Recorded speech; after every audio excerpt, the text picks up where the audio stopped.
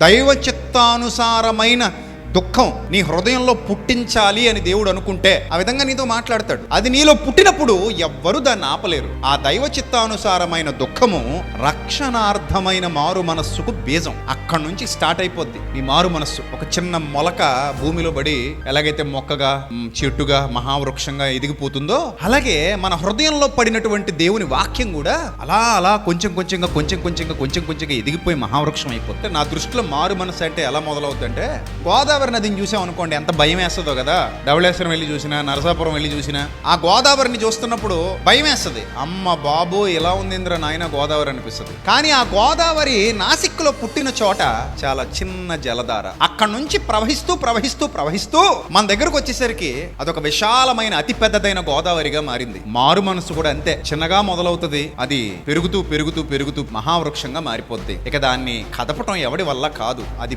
మారు మనస్సు అంటే ఆ మనస్సు ప్రత్యేకంగా ఉంది. ఆ మనస్సు దేవునికి ఇష్టమైనదిగా ఉంది. ఆ మనస్సు దేవునికి దగ్గరైంది. ఆ మనస్సు దేవునికి లోబడుతోంది. ఆ మనస్సులో దేవుని వాక్యం నివసిస్తోంది. అది మారు మనస్సు పొందిన బలమైన హృదయం. అలా మారుతుంది. అర్థమైందా?